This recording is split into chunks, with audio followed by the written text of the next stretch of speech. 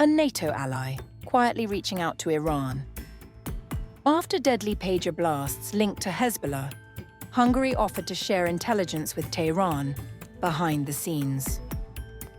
Publicly pro-Israel, privately opening channels to its enemies. So, what is Budapest really playing at?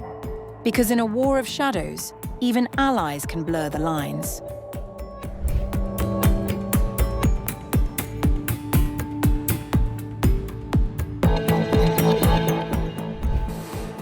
Hungary has come under renewed scrutiny after reports that it offered to share intelligence with Iran following one of the most unusual and deadly covert attacks in recent years, raising fresh questions about Budapest's geopolitical positioning.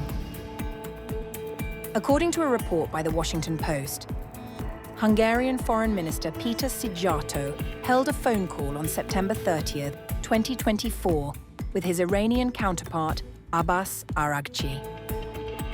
A transcript of that call, verified by a Western intelligence agency, indicates that Hungary's intelligence services had already reached out to Tehran and were prepared to share findings from their investigation into the incident. The outreach came just days after the September 17, 2024 pager explosions that targeted operatives of Hezbollah across Lebanon. The coordinated blasts killed at least 12 people and wounded nearly 3,000 in an operation widely attributed to Israel, though it was never officially acknowledged. Iran, a key backer of Hezbollah, appeared to welcome the outreach. Our Secret Service has already contacted your services, and we will share all the information we have gathered during the investigation. Every possible document will be shared with your services. I'm very grateful for you doing all of this. Hungary's role came under particular focus after a Taiwanese company whose branding appeared on the devices stated that the pagers had been manufactured under license by a Hungarian firm. Budapest, however, moved quickly to distance itself from the operation. The pagers are not produced in Hungary. They have never been to Hungary, and no Hungarian company has ever been related to these pagers physically. So we don't have anything to do with it. The revelations are significant because they appear to contradict Hungary's long-standing public stance as one of Israel's closest allies within Europe. Under Prime Minister Viktor Orban, Budapest has consistently backed Israel in international forums and aligned itself closely with both Israeli and American leadership. Just weeks before the report surfaced, Israeli Prime Minister Benjamin Netanyahu publicly praised Orbán, calling him like a rock. Meanwhile, US Vice President J.D. Vance recently appeared at a pro-Orbán rally in Budapest, signaling continued political support from Washington. However, analysts suggest Hungary may have been attempting to balance its relationships. A former White House official told the Post that while Budapest's official policy remains strongly pro-Israel, its willingness to engage Tehran reflects a more complex diplomatic strategy. The episode has also raised concerns among Western officials, particularly given Hungary's continued ties with Vladimir Putin, a key ally of Iran. Taken together, the incident underscores Hungary's increasingly ambiguous position on the global stage, navigating between its Western alliances and parallel engagements with actors often at odds with them.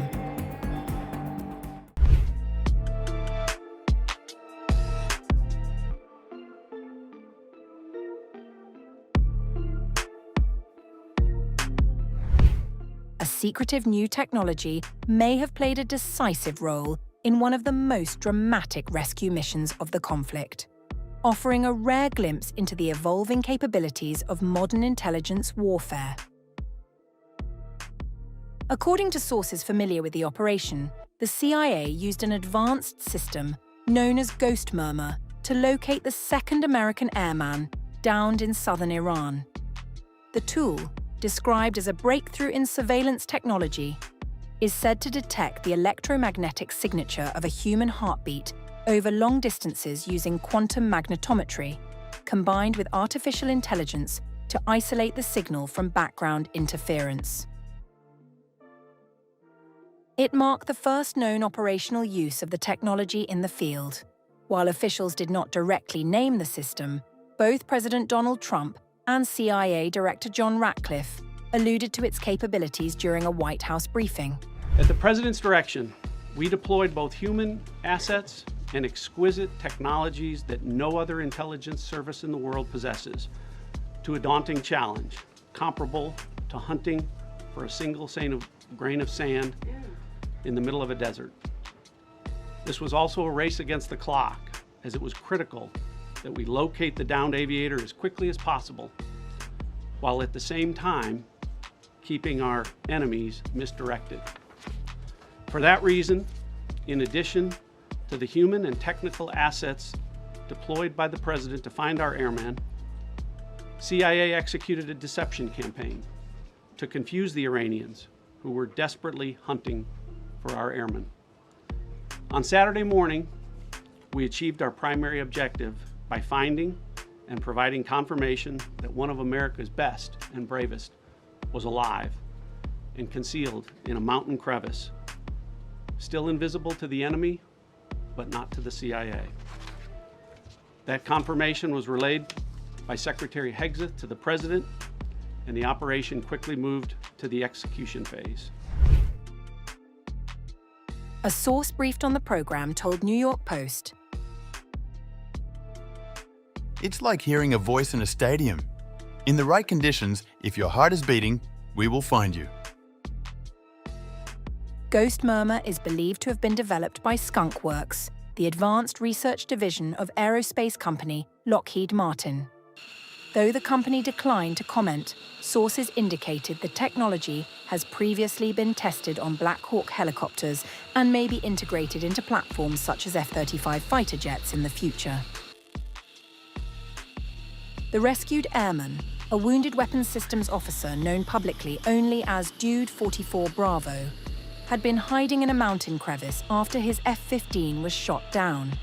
He survived for 2 days in harsh, remote terrain while Iranian forces searched the area, reportedly placing a bounty on him.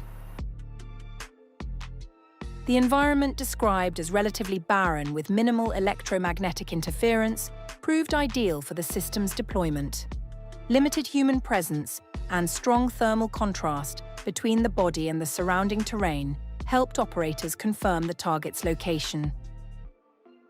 Another source told the Post, Normally, this signal is so weak that it can only be measured in a hospital setting with sensors pressed nearly against the chest.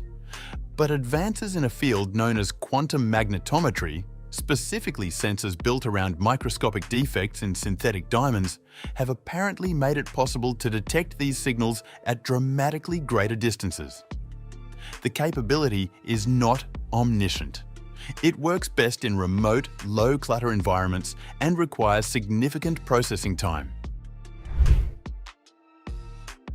The airman had also activated a combat survivor evader locator beacon, manufactured by Boeing. However, his precise location remained uncertain until the new system provided confirmation. According to one source, the act of emerging from cover to transmit the beacon may have contributed to his detection. Trump praised the agency's role, describing the discovery as like finding a needle in a haystack, and suggested the target may have been detected from as far as 40 miles away, though details remain unclear. The rescue operation itself involved hundreds of US personnel and multiple aircraft, including 2 transport planes that became stranded and were later destroyed to prevent them from falling into Iranian hands. No American casualties were reported.